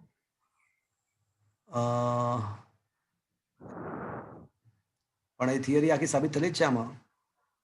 ધ્રુવ પ્રદેશ ઓકે માટે સર. આ છે જ આખી થિયરી, બોક્સમાં આપેલી જ છે. ધ્રુવ એમાં બહુ વિચિત્ર લાગે છે એટલે. હા, એક કંઈ વિચિત્ર નથી, ખાલી એક જ વસ્તુ અમારે તમને એડ કરવાની છે. જો હું તમને કહું તમારે શું ખાલી એડ કરવાનું છે, ખાલી બે બળ તમારે એડ કરવાના છે, બાકી બધું બરાબર છે. જો મસ્ત સમજાયું છે કે બે બળ લાગે છે. માજી જે પી થી ઓ તરફની દિશામાં લાગશે, અને પૃથ્વી પોતાની ધરીની આસપાસ ચાક ગતિ કરે છે, એટલે અજડત્વીય નિર્દેશન થાય, એટલે v²/r જેટલો આભાસી પ્રવેગ હોય, એટલે mv²/r જેટલો આભાસી બળ લાગે. અને એ કઈ દિશામાં હશે? તો કે ભાઈ પી થી ક્યુ દિશામાં હશે. એટલે પી થી ક્યુ દિશામાં આભાસી બળ લાગે. એ કેટલું લાગે એટલે તમારે ખાલી છે ને આ આકૃતિ છે ને ત્યાં હું જે કરેક્શન કરાવું એ કરી નાખો, એટલે તમને કશું જ વાંધો નહીં આવે. તો આકૃતિની અંદર જો અહીંયા આગળ આ દિશામાં શું બતાવશો? માજી. અને પી થી ક્યુ શું બતાવશો મિત્રો? અમારા ચોપડીમાં આકૃતિ એવું નાની આપી છે. હા, પણ નાનું નાનું લખો તો પછી. ને અહીંયા શું આવશે? mv²/r into cos lambda. Is that clear? બસ આટલું લખવાનું છે એટલે બધું જ સમજ પડી જશે. ઓકે સર બોલો. સર પૃથ્વીનું ગુરુત્વાકર્ષણ બળ છે પૃથ્વીના કેન્દ્રથી એનું જે ઉત્પન્ન થાય છે પૃથ્વીના કેન્દ્રથી છે, અને આપણને પૃથ્વીની સપાટી પર એના કરતા ઓછું જ લાગતું હશે, તો પૃથ્વીના કેન્દ્રમાં કેટલા ગણું વધારે હશે? શું બોલે જ તું? ખોટું બોલે. ગંદી બાત, ગંદી ગંદી ગંદી બાત. પૃથ્વીના કેન્દ્ર પર ગુરુત્વાકર્ષણ બળ કેટલું હોય મિત્રો? 0. 0. સપાટી પર મહત્તમ. ઓકે. કેન્દ્રથી સપાટી પર વધતું જાય, સપાટી પર મેક્સિમમ હોય અને પછી 1/r² સાથે ઘટતું જાય. ઓકે, સમજ્યો? હા સર. પૃથ્વીના કેન્દ્ર પર ગુરુત્વાકર્ષી બળ 0 હોય. Okay, okay okay okay. કારણ કે ગુરુત્વ પ્રવેગ 0 હોય છે. સર આ ખાલી વ્યવહારિક રીતે પોસિબલ નથી બટ જો અગર આપણે એ ના, વ્યવહારિક રીતે કેમ પોસિબલ નથી? એટલે સંપૂર્ણ ના રીતે. સર હું મારો સવાલ કહું છું કે બોલો. અગર જો આપણે એ કેન્દ્રમાં જઈએ એટલે કેન્દ્રની પાસે જઈએ તો પછી એટલે ત્યાં બીજું કોઈ હોય ને બધું લાવવાના બાવા તો પછી કઈ રીતની સ્થિતિ થાય એટલે આપણી, કારણ કે એમાં ગુરુત્વાકર્ષણ બળ ના લાગે તો અવકાશ જેવું થાય. હા, શૂન્ય અવકાશ એટલે શૂન્ય અવકાશ નહીં, ગુરુત્વ મુક્ત અવકાશ જેવું થાય. મુક્ત ઓકે અવકાશ જેવું થાય. ઓકે. સર આ પ્રશ્ન કંઈક એવું શક્ય બને જ કઈ રીતે? ચોપડીમાં તો એવું આપ્યું છે કે વચ્ચે જે શૂન્ય થાય સપાટી પર વધતું જાય, પણ આવું શક્ય કઈ રીતે બને? કયા પરિબળોના કારણે આ બળ આવે છે? એવી રીતે મને પૂછવું હતું. એમ નહીં, તું લાસ્ટ લેક્ચરમાં નહોતો આવ્યો? ના, આખો નતો ભર્યો. હા, તો એમાં વિશ્વાએ પણ આ પ્રશ્ન પૂછ્યો ને ત્યારે મેં જવાબ આપ્યો હતો. બહુ મસ્ત જવાબ આપ્યો, તમને યાદ હોય તો. એનું કારણ એવું છે કે જ્યારે તમે અહીંયા જો આ બધા બિંદુઓ વિચારો, એકવાર ફરીથી કહી દઉં, સારી ચર્ચા છે એટલા માટે. આ બિંદુ વિચારો, આ બિંદુ વિચારો, આ બિંદુ વિચારો, આ બિંદુ વિચારો. તો આ બિંદુએ ગુરુત્વાકર્ષી બળ ઉત્પન્ન કરવા માટે ખાલી એટલો જ ગોળો જવાબદાર હશે. પૃથ્વીનો અંદરનો એટલો જ ભાગ જવાબદાર હશે. પછી આ બિંદુએ ગુરુત્વાકર્ષી બળ ઉત્પન્ન કરવા માટે આટલો ગોળો જવાબદાર હશે પૃથ્વીનો. પછી આ બિંદુએ ગુરુત્વાકર્ષી બળ ઉત્પન્ન કરવા માટે એની અંદરનો આટલો ભાગ જવાબદાર હશે, બાકીનો બધો જવાબદાર નહીં હોય. જેમ જેમ જેમ તમે બહાર આવતા જાઓ છો તેમ તેમ તેમ જે દ્રવ્યમાન ગુરુત્વાકર્ષી બળ ઉત્પન્ન કરે છે એનું મૂલ્ય વધતું જાય. જો ખ્યાલ આવ્યો? ઓકે. એટલે એને કારણે ગુરુત્વાકર્ષી જેમ જેમ તમે કેન્દ્રથી બહાર નીકળતા જાઓ તો જે ભાગ ગુરુત્વાકર્ષી બળ ઉત્પન્ન કરે છે એ ભાગ વધતો જાય છે. અને સપાટી મહત્તમ એકવાર એકવાર આખા બહાર આવી જાઓ પછી તો કઈ વધવાનું છે જ નહીં. પછી તો આખો ગોળો જ આવી ગયો. એટલે પછી ઘટતું જશે, પછી અંતર સાથે ઘટતું જશે. Is a clear? Okay sir. Sir આ 13મી થિયરી અનુસાર સપાટી ઉપર હંમેશા 9.8 નહીં રહે, થોડું આગળ પાછળ રહેશે ને ગુરુત્વ પ્રવેગનું મૂલ્ય. અરે બહુ મસ્ત થિયરી સાબિત થઈ. મસ્તીની થિયરી એ સાબિત થઈ કે સપાટી પર ગુરુત્વ પ્રવેગનું મૂલ્ય અક્ષાંશ સાથે પણ બદલાય છે. GE minus RE omega square cos square lambda. એમાં GE 9.8 ફિક્સ્ડ છે, RE 6400 કિલોમીટર ફિક્સ્ડ છે, ઓમેગાની કિંમત 2π/24 કલાક ફિક્સ્ડ છે. પણ આ ચલ છે, આ પદ. વિષુવવૃત્ત માટે લેમડાનું મૂલ્ય 0 છે. ધ્રુવ પ્રદેશ પાસે લેમડાનું મૂલ્ય 90 છે. એટલે આ પદ બદલાય છે. એટલે ગુરુત્વ પ્રવેગનું મૂલ્ય 9.8 કરતા સહેજ ઘટે, પણ બહુ ખાસ નહીં ઘટે. બહુ ખાસ નહીં ઘટે. પૂછો ક્યું? કારણ કે સર કોસ્ટની કિંમત કહું જો. હા, કહું. આરીનું મૂલ્ય 6400 કિલોમીટર, એટલે 64 ગુણ્યા 10⁵. ઓમેગા બરાબર 2π/t, એટલે 2π/24 ગુણ્યા 3600 અને એનો વર્ગ. ચલો હવે આની કિંમત શોધી કાઢો તો કેટલી થાય છે? હા એટલે સર બરોબર, એટલે એટલો બધો ફરક નહીં પડે સર. એટલે આ લગભગ શૂન્યવત જ થઈ જશે. ખબર પડી? એટલે 9.8 માઇનસ 0 કરો ને, કંઈક કામ કરો ને. ચલો તો કરો તો 64 ભાગ્યા 1 મિનિટ, 10⁵ લાવી છે ને આપણે, આનો વર્ગ પાછો કરવાનો છે. એટલે 64 ગુણ્યા 4π² અને છેદમાં 24નો વર્ગ છેદમાં 36નો વર્ગ અને છેદમાં 100નો વર્ગ. એટલે 10⁴ તો ઉપર 10⁵, નીચે 10⁴, 10 રહેશે. ચલો હવે કરો 64 ગુણ્યા 4 ગુણ્યા 3.14 ગુણ્યા 3.14 ભાગ્યા 10, નહીં ગુણ્યા 10. ફરીથી 64 ગુણ્યા 4 ગુણ્યા 3.14 ગુણ્યા 3.14 ગુણ્યા 10 ભાગ્યા 24 ભાગ્યા 24 ભાગ્યા 36 ભાગ્યા 36. કરો તો શું? 0.033. 0.03. 0.038. એટલે 0.03 લા. તો 9.8 માંથી 0.03 બાદ થાય તો અપ્રોક્સિમેટલી કેટલું આવશે? 9. એટલા તો અક્ષાંશ સાથે ગુરુત્વ પ્રવેગમાં ફેરફાર થતો હોય છે, પણ એ બહુ નિગ્લિજિબલ હોય છે. એટલે સામાન્ય ગણતરીમાં એને લેવાની જરૂર હોતી નથી. એટલે ચાલે. Is it clear? સર આપણે આ વાત નક્કી કરી ગઈ છે કેન્દ્ર પર 0 હોય અને સપાટી પર થોડુંક આગળ પાછળ તો પરફેક્ટ 9.8 કઈ જગ્યા હોય? અરે એ તો 9 તો સરેરાશ રીતે છે, એટલે બધી જગ્યાએ 9.8 ની આસપાસ જ હોય એવું માની શકીએ. તો દરેક જગ્યાએ લઈને જો એમાંય હું તને કહું છું, એમાંય બહુ તને સાચી વાત કહું કે ઘણી જગ્યાએ પૃથ્વીમાં ખાઈ હોય છે, ઘણી જગ્યાએ પર્વતો આવેલા છે, તો એ સતત બદલાતું હોય એમ. Is that clear? એટલે એ કઈ જગ્યાએ 9 હોય એ તો બહુ કોઈ ફિક્સ્ડ વસ્તુ નથી, એ તો તમારે અલગ અલગ જગ્યાએ માપવું પડે. Okay sir. પૃથ્વી કઈ એકદમ થોડી આ કઈ નક્કર એકદમ ચોક્કસ ગોળાની, પૃથ્વીની સપાટી એકદમ થોડી મસ્ત આમ ગોળાકાર છે તો આપણે કઈ કહી શકીએ. હા જમીન સર, બરોબર. હોય છે, પથ્થરો હોય છે, આ પર્વતો હોય છે, ખાઈ હોય છે, સમુદ્ર હોય છે. અને પૃથ્વીની આ બધી ચર્ચા આપણે શું ધારીને ચાલ્યું ખબર તમને? સમગ્ર પૃથ્વીની ઘનતા પણ અચળ છે એવું ધારીને ચાલ્યું. વાસ્તવમાં એ વાત પણ ખોટી છે. સમગ્ર પૃથ્વીના બધા જ ભાગમાં ઘનતા થોડી અચળ છે. કોઈ જગ્યાએ લાવારસ છે, કોઈ જગ્યાએ રેતાળ જમીન છે, કોઈ જગ્યાએ ખડકાળ છે, કોઈ જગ્યાએ પાણી અંદર સુધી છે, તો બધી ઘનતાઓ અલગ અલગ છે. પણ આ બધી જ વાતનો નિચોડ એ છે કે લગભગ 9.8 ની આસપાસ ગણી શકતા હોઈએ છીએ. બહુ ખાસ ફરક નથી. Okay, okay sir. તો આજે તમે ચર્ચા બધી વાતુએ ચડાવી દીધો તમે, ખાલી વાર્તાઓ થઈ ગયા આજે. તો હવે આગળ વધીએ આપણે મિત્રો. ચલો, ક્યાં પહોંચ્યા? હા, એક થિયરી જે ચલાવવાની નહોતી ને ચલાવી. પણ આ JEE નીટની અંદર આ જે સૂત્ર છે ને મિત્રો, એ તમારે યાદ રાખવાનું છે. પુષ્કળ MCQ આવશે. So please remember this equation. Okay, અથવા બીજી રીતે લખીએ તો આ રીતે, જી કોમન લઈએ તો અહીંયા જી છેદમાં રહેશે. અને એના ખાસ કિસ્સાઓ પણ આપેલા છે. ખાસ કિસ્સાઓમાં ધ્રુવ પ્રદેશ પાસે શું થાય ને વિષુવવૃત્ત પાસે શું થાય. પણ હવે જે થિયરી તૈયાર કરવાની છે હવે આવે છે ગુરુત્વાકર્ષી ક્ષેત્રની તીવ્રતા ની સમજૂતી આપો, તેનો એકમ, પારિમાણિક સૂત્ર અને વ્યાખ્યા જણાવો. તો મિત્રો, એક નવી ભૌતિક રાશિ પિક્ચરમાં આવી. અને ભૌતિક રાશિનું નામ શું છે? ગુરુત્વ તીવ્રતા. ક્ષેત્રની તીવ્રતા. અને ગુરુત્વીય તીવ્રતા પણ કહેવાય, ગુરુત્વાકર્ષણની તીવ્રતા પણ કહેવાય, ગુરુત્વાકર્ષી ક્ષેત્રની તીવ્રતા પણ કહેવાય. અને ઘણીવાર ટૂંકમાં ખાલી ગુરુત્વાકર્ષી ક્ષેત્ર પણ કહેવાય છે. બધું જ કહેવાય. તો મિત્રો, અત્યારે હું તમને ગુરુત્વાકર્ષી ક્ષેત્રની તીવ્રતા સમજાવું છું. 12મા ધોરણમાં same to same, ditto to ditto શું આવશે? વિદ્યુતીય તીવ્રતા. વિદ્યુત ક્ષેત્રની તીવ્રતા આવશે.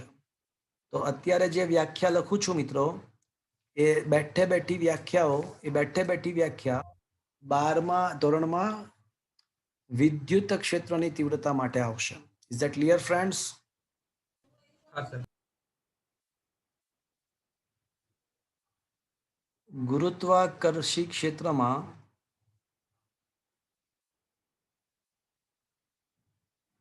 કોઈ બિંદુએ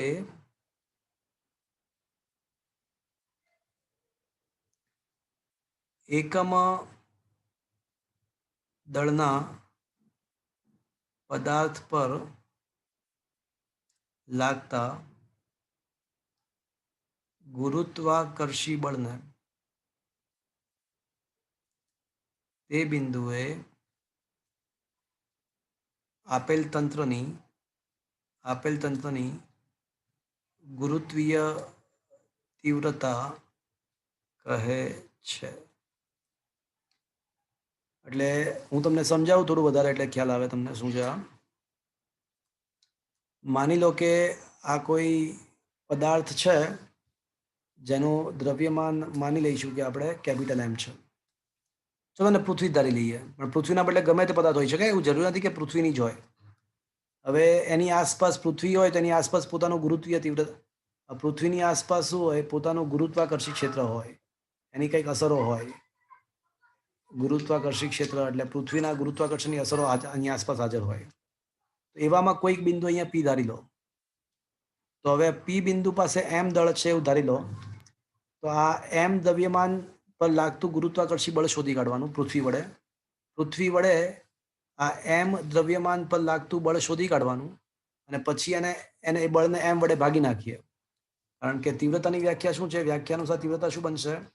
કોઈ બિંદુ પાસે એકમ દ્રવ્યમાન દીઠ લાગતા ગુરુત્વાકર્ષી બળને તે બિંદુની તીવ્રતા કહેવાય. એટલે એકમ દ્રવ્યમાન દીઠ લાગતું ગુરુત્વાકર્ષી બળ. અને વ્યાખ્યામાં જે શબ્દમાં એકમ આવે એ ભૌતિક રાશિ ક્યાં મૂકવાની હોય? છેદમાં. તો કોઈ દ્રવ્યમાન ધરાવતું તંત્ર છે આપણી પાસે, એમાં એની આસપાસ ગુરુત્વાકર્ષી ક્ષેત્ર હોય તો આવા ગુરુત્વાકર્ષી ક્ષેત્રમાં કોઈ બિંદુએ એકમ દળના પદાર્થ પર લાગતા ગુરુત્વાકર્ષી બળને એટલે આ જે બિંદુ છે જે આપણે પી બિંદુ એ ગુરુત્વ ક્ષેત્રની અંદર હોય, ગુરુત્વાકર્ષણ ક્ષેત્રની અંદર હોય કે હા, બહાર તો હોય? ત્યાં ના ગુરુત્વાકર્ષી ક્ષેત્રની અંદર જ હોય એટલે જ તો ત્યાં ગુરુત્વીય તીવ્રતા ઉત્પન્ન થાય. હા. ક્ષેત્રની બહાર હોય તો ત્યાં ગુરુત્વીય તીવ્રતા જ ના હોય ને. આપણે જે ભાગીએ છીએ એમ તમે શું કીધું? વ્યાખ્યાની અંદર એકમ શબ્દ આવે તો એને તમારે છેદમાં મૂકવું પડે. જેમ કે એકમ સમયમાં કપાતું અંતર તો આપણે શું કરીએ? નીચે મૂક્યા અંતર હતા સર. ભાગ્યા આજે સમય. આકૃતિમાં તમે જે બતાવ્યું છે એમ 12 બતાવ્યું છે એટલે એનું શું કીધું તમે? એટલે છે શું? શું કહો છો? આકૃતિ તમે જે દોરી છે એમાં એમ તમે 12 બતાવ્યું છે એટલે તમે 12 કેમ બતાવ્યું છે? ના, બાર એટલે એ કોઈ પદાર્થની આસપાસ હોય ને. પૃથ્વી પદાર્થ છે, બરાબર? આ તંત્ર થયું આપણા માટે, આ આપણા માટે તંત્ર થયું. હા. એની આસપાસ કોઈ પી બિંદુ પાસે મારે તીવ્રતા શોધવી છે તો હું શું કરીશ? ત્યાં આગળ એમ દ્રવ્યમાન છે એવું ધારી લઈશ. હવે હું શું કરીશ? એ તંત્ર વડે જે ગુરુત્વાકર્ષી બળ લાગે છે એમ પર એક બળ શોધી કાઢીશ અને પછી બળને હું શું કરીશ? એમ વડે ભાગવાનું. ભાગી નાખીશ તો આપણને તે બિંદુ પાસે શું મળી જશે? તંત્ર ગુરુત્વીય તીવ્રતા. તીવ્રતા સર મળી ત્યાં એમ જશે. ના હોય તો ધારવાનું, ખીચામાંથી મૂકવાનું. એનું જે વેલ્યુ હશે એ આપેલી હશે? એની જરૂર જ નહીં પડે. ભાગશો ને તેની જાતે ઉડી પણ જશે. ઓકે. સમજાવું ચલો. એટલે ઇન શોર્ટ તમારે જો ગુરુત્વીય તીવ્રતા શોધવી હોય તો તમારે શું કરવાનું? સ્ટેપ 1, જે બિંદુએ તીવ્રતા શોધવી હોય ત્યાં શું કરવાનું? ખીચામાંથી એમ મૂકવાનું. એમ ધારવાનું. સ્ટેપ 2 પછી શું કરવાનું? એફ શોધવાનું. ગુરુત્વાકર્ષણ બળ શોધવાનું. અને સ્ટેપ 3 પછી શું કરવાનું? ભાગી એમ દેવાનું. વડે ભાગી દેવાનું. ચલો તો એટલે સર હા બોલો. ધારો કે કોઈ પદાર્થ પૃથ્વીના ગુરુત્વાકર્ષણ ક્ષેત્રમાં હોય તો એના પર પૃથ્વીનું ગુરુત્વાકર્ષણ બળ લાગશે. હું એવું કહું છું કે ગુરુત્વીય તીવ્રતા કોઈ પણ પ્રકારના પદાર્થના તંત્ર માટે સાચી છે. અત્યારે હું પૃથ્વીને ધ્યાનમાં લઈને સોલ્વ કરું છું. પૃથ્વીના બદલે કોઈ પણ પદાર્થની ગુરુત્વાકર્ષી ક્ષેત્રની તીવ્રતા મળી શકે આપણને. ઓકે, એટલે તો સર પૃથ્વીની વાત કરું છું. અરે કોઈ પણ પદાર્થ માટે આ સાચું. ચલો પૃથ્વી જવા દો, હટાવી દો અને કેપિટલ એમ ધરી લઈએ આપણે પદાર્થને. ઓકે, તો સ્ટેપ 1 એમ મૂક્યું. હવે સ્ટેપ 2 એફ શોધીએ તો એફ બરાબર શું આવશે મિત્રો? જી મામા અપોન આર સ્ક્વેર. પણ સદિશ સ્વરૂપે લખીએ તો માઇનસ આર કેપ લખવું પડશે. પૂછો કયું મિત્રો? સદિશ સ્વરૂપે માઇનસ આર કેપ આવશે. પૂછો કયું? કેમ સર? ક્યું સર? કારણ કે આ જે બિંદુ છે ને એનો સ્થાન સદિશ છે ને એ વેક્ટર આર છે ને એ પેલા જે તે બિંદુથી બહારની તરફ એટલે આ વેક્ટર આર થયો સ્થાન સદિશ. પણ જે બળ લાગશે એ આકર્ષી બળ હોય તો આના પર એમ દ્રવ્યમાનના પદાર્થ પર જે બળ લાગશે કઈ દિશામાં લાગશે?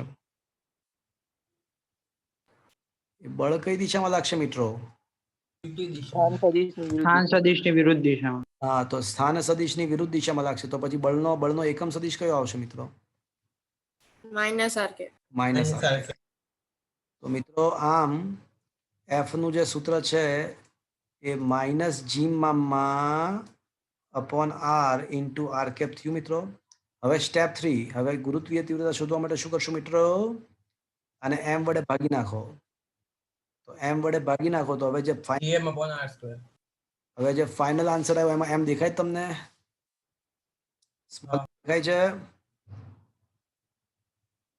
છેલ્લા જવાબમાં સ્મોલ એમ દેખાય છે? ના સર. નથી દેખાતો. એટલે નથી દેખાતો. જી કેપિટલ એમ ઉપર આજકાલમાં સ્મોલ એમ ક્યાં દેખાય છે?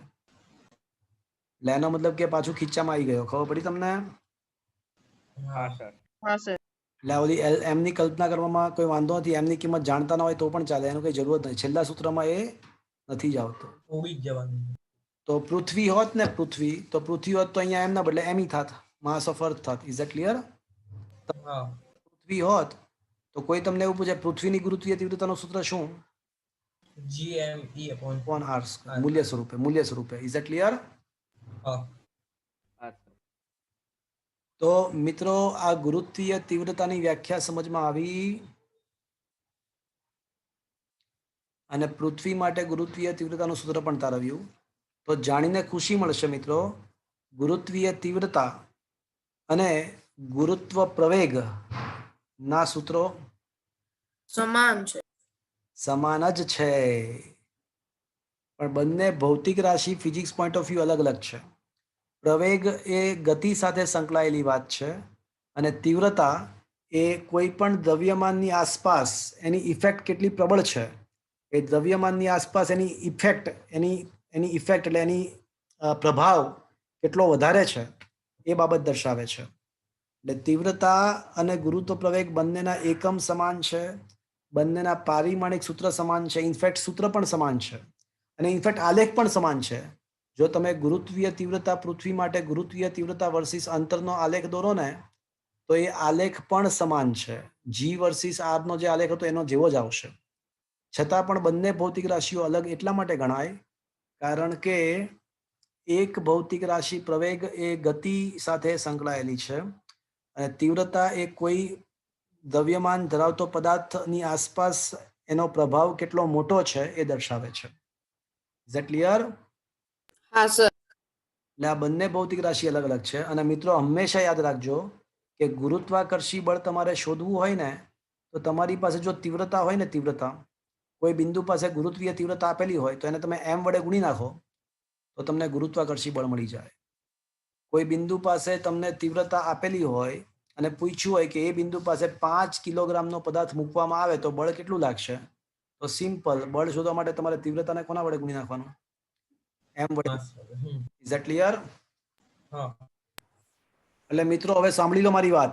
Gm1m2/r² તો માત્ર કેવા સંજોગોમાં સાચું હતું?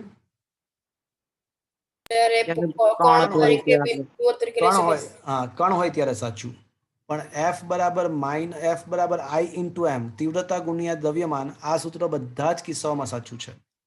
એટલે ગુરુત્વાકર્ષી બળનું સૂત્ર શું? તો આ થિયરીની ચર્ચા પછી હવે હું તમને એવું કહી શકું, આટલી ચર્ચા પછી તમને એવું કહી શકાય કે ગુરુત્વાકર્ષી બળનું સૂત્ર શું છે.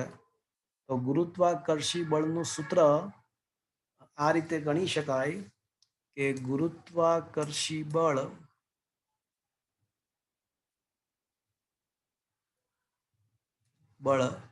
F બરાબર Gm1m2/r², જો પદાર્થ કણ સ્વરૂપે હોય તો,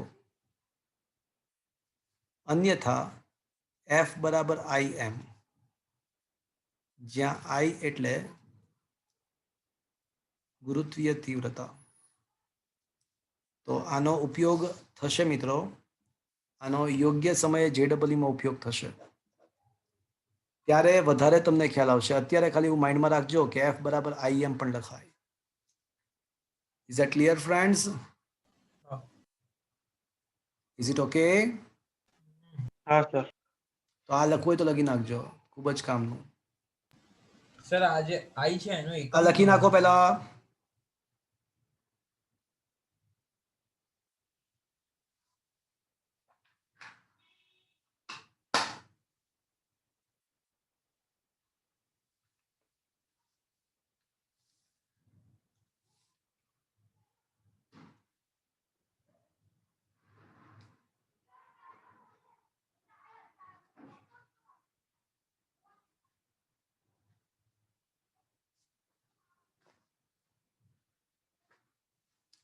ઓકે, બોલો.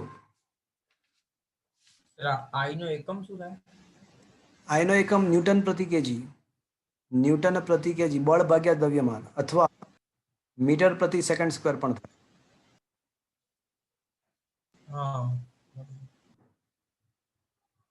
પણ I નો એકમ છે ને મીટર પ્રતિ સેકન્ડ સ્ક્વેર નથી લખવામાં આવતો, આ જ લખાય.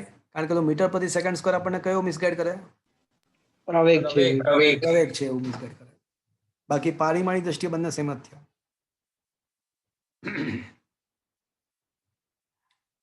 ચલો મિત્રો, ગુરુત્વીય તીવ્રતા કોને કહેવાય એની વાત કરી.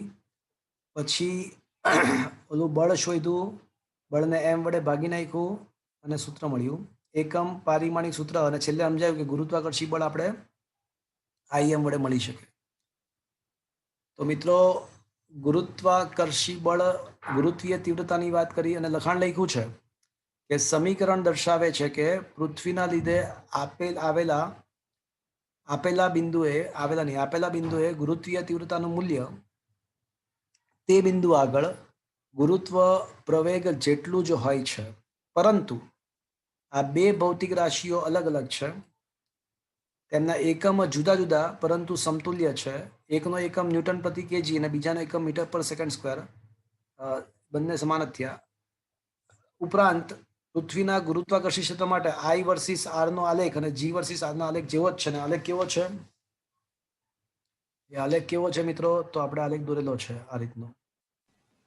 પહેલા સુરેખા અને પછી વક્રાકાર. હજી વક્રાકાર. એક્ઝેક્ટલી. તો I વર્સિસ R નો આલેખ પૂછાય તો પણ આ જ લખવાનો. Is that clear friends? હા. ઓકે મિત્રો, હવે ગુરુત્વીય સ્થિતિ ઉર્જા શું છે એની વાત પણ એ છે ને આખે આખો ટોપિક એક સાથે લેવો જોઈએ. ગુરુત્વીય સ્થિતિ ઉર્જા અને પછી ગુરુત્વીય સ્થિતિમાન છે, અને એ બધી જ વસ્તુ એક સાથે ડિસ્કસ કરવાની છે. તો મને છે let me see if any numerical can be possible. Okay,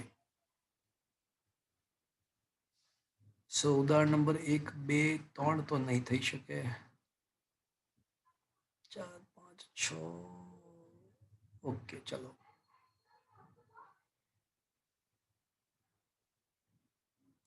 okay, ચલો એક કામ કરો, તમે લોકો છે ને ક્વેશ્ચન નંબર ઉદાહરણ નંબર 5 પર આવી જાઓ. ઉદાહરણ નંબર 5 પર આવો. શું મિત્રો તમારા ટેક્સ્ટ બુકની અંદર એટલે તમારા મોબાઈલની અંદર તમને ઉદાહરણ નંબર 5 દેખાય છે મિત્રો? હા સર. મંગળ ગ્રહને બે ચંદ્રો છે, ફોબોસ અને ડેલ્મોસ. ફોબોસનો આવર્તકાળ આપણને આપેલો છે 7 કલાક અને 39 મિનિટ અને કક્ષાની ત્રિજ્યા 10⁻³ કિલોમીટર છે. તો મંગળનું દ્રવ્યમાન શોધો. ચલો, પહેલો ક્વેશ્ચન મંગળનું દ્રવ્યમાન. એ હમણાં આપણે જે દાખલો ગણ્યો તેના જેવું જ છે, તમને ખબર પણ છે. ક્વેશ્ચન નંબર 1 નો આન્સર આપ્યો. તો જરૂરી કેન્દ્રગામી બળ ઇઝ ઇક્વલ્સ ટુ ગુરુત્વાકર્ષી બળ G મામા અપોન R સ્ક્વેર. એમાં એમ એક R કેન્સલ, જે ફોબોસ કે ડેલ્મોસનું દ્રવ્યમાન જે ભ્રમણ કરે છે એનું દ્રવ્યમાન પણ કેન્સલ. વીના બદલે યાદ છે 4π² R² અપોન T² લખી શકાય મિત્રો? એટલે v² બરાબર r² ઓમેગા સ્ક્વેર ને ઓમેગા બરાબર 2π. T² બરાબર શું થશે? T² બરાબર, તો T² બરાબર શું થશે મિત્રો? 4π² R³ upon G.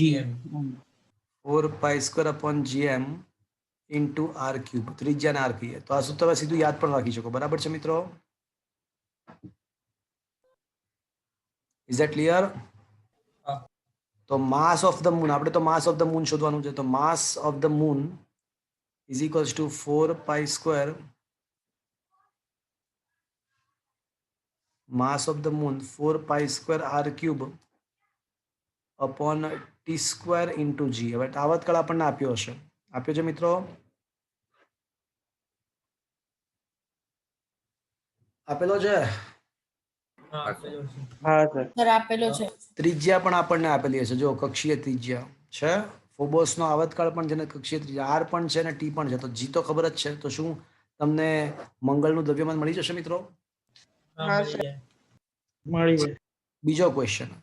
પૃથ્વી અને મંગળના સૂર્યની આસપાસના ભ્રમણ કરતા ધારો અને પૃથ્વીની કક્ષીય ત્રિજ્યા મંગળ કરતા 1.52 ગણી છે.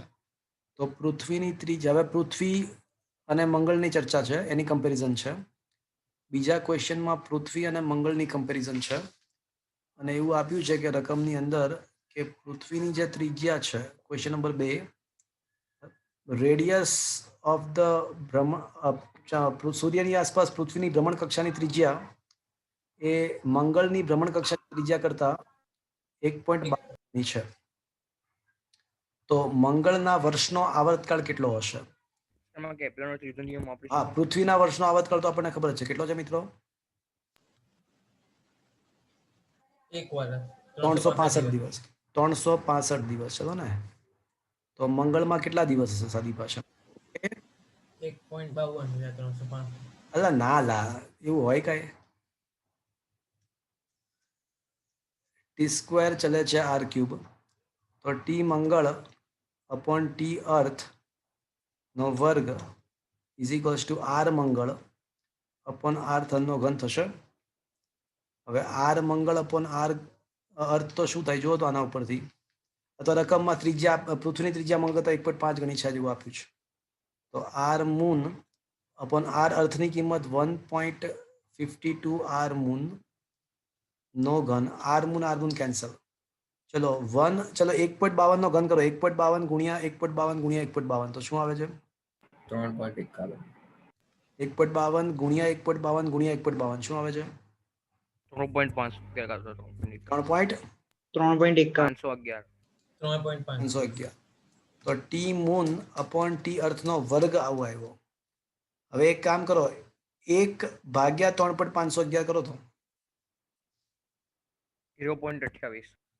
એનું 0.28 જે પણ આવ્યું સીધું કેલ્ક્યુલેટરમાં વર્ગમૂળ દબાવો, વર્ગમૂળમાં દબાવી દો સીધું જ answer. 0.53 into time period of the. હવે અર્થનો તો 365 દિવસ છે, તો 0.53 ગુણ્યા જે પણ આન્સર આવે 365.25 વડે ગુણો.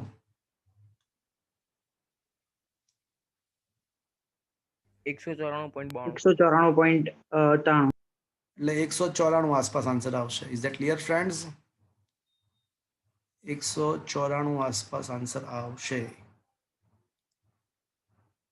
શું થયું આ? લોચો પડ્યો. ના શું રકમમાં મિસ્ટેક છે? અચ્છા ઉલટું છે લા.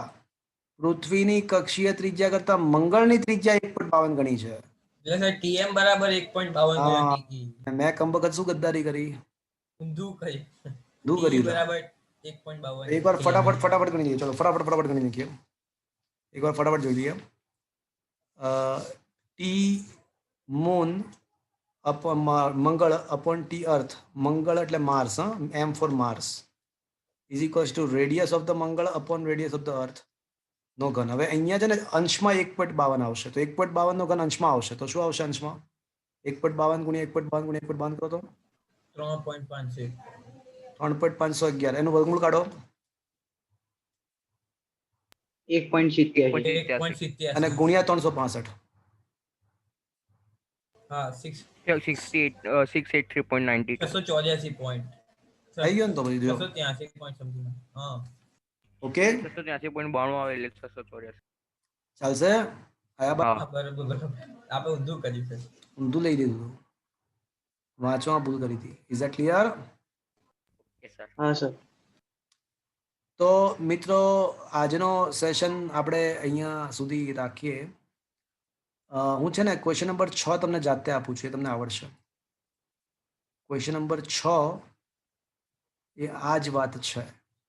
ક્વેશ્ચન નંબર 6 જે છે ને, ઉદાહરણ નંબર 6 જાતે આપું છું. બધી જ કિંમતો આપેલી છે, ખાલી સૂત્રમાં કિંમતો જ મૂકવાની છે બધી. ઉદાહરણ નંબર 6 જાતે આપું છું. આજનો સેશન મિત્રો હું અહીંયા ફિનિશ કરું છું. હવે ક્યારે મળીશું પાછા? કાલે. કાલે JEE સ્કેડ્યુલ પ્રમાણે યથાવત છે. કાલનો JEE નો લેક્ચર સ્કેડ્યુલ પ્રમાણે યથાવત છે. પછી મિત્રો લેક્ચર સોમવારે નથી કોઈ. સોમવારે JEE લેક્ચર કેન્સલ છે. Okay? Okay, sir. Okay sir. અને Okay, sir. મંગળવારે સવારે લેક્ચર જે હોય છે એને રાત્રે 8 વાગે રાખી શકાય? ના સર અમારે છે. હા. આજનો સેશન તો અહીંયા ફિનિશ કરી નાખીએ.